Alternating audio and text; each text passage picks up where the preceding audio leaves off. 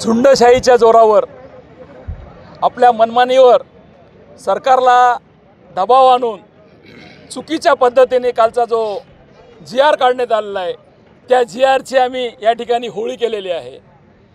परवाच आदरणीय आमचे नेते भुजबळ साहेब यांनी मीटिंग घेतली, सर्व ओबीसी समाजातील प्रमुख त्या ठिकाणी बोलवले। त्यानंतर आदरणीय मुख्यमंत्री साहेब, दोन्ही उपमुख्यमंत्री साहेब यांची भेट घेतली आणि त्यांना सगळे गॅजेट नेऊन दाखवले की ह्या गॅजेटमध्ये काय काय आणि काय काय नाही।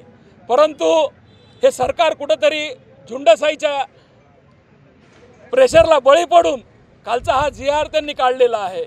निश्चितच हैदराबाद गॅजेट जे लागू केलेलं आहे काल त्यांची मागणी मूळ होती सरसकट ओबीसीमधून आम्हाला आरक्षण मिळालं पाहिजे।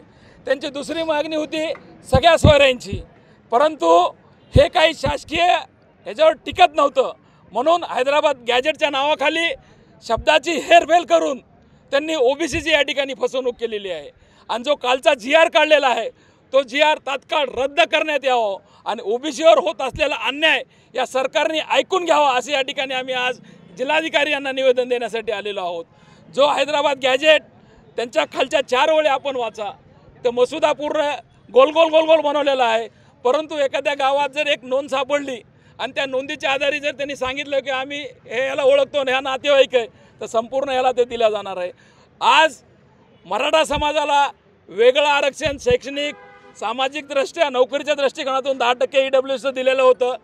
मराठा समाजाला आर्थिक विकास महामंडळाच्या माध्यमातून फंड दिले जात होते, परंतु त्यांना फक्त राजकीय आरक्षण पाहिजे होतं आणि राजकीय आरक्षण घेण्यासाठी कुठंतरी कुणबीचा बेस करून आधार घेऊन आम्हाला ओबीसीमध्ये यायचं आहे आणि ज्या येणाऱ्या जिल्हा परिषद असतील, पंचायत समिती असतील, नगरपालिका असतील, ग्रामपंचायत असतील, इथं कुठंतरी गावाच्या एका कोपऱ्याला न्हावी समाज असेल, कुंभार समाज असेल, तेली समाज असेल, परेड समाज असेल, कुठंतरी एक सरपंच त्या ठिकाणी गावचा होत होता, कुठंतरी नगरसेवक होता, त्याला मान सन्मान मिळत होता, ते कुठंतरी त्यांच्या पोटात दुखू लागलं।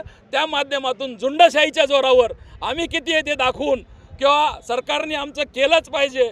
तुम्ही पाहिलं असं न्यायव्यवस्थेला देखील त्यांनी वेटेज धरलं होतं, जज लोकांच्या गाड्या अडवल्या, कोर्टाच्या आवारात आंघोळी केल्या, म्हणजे हा कुठला आंदोलन?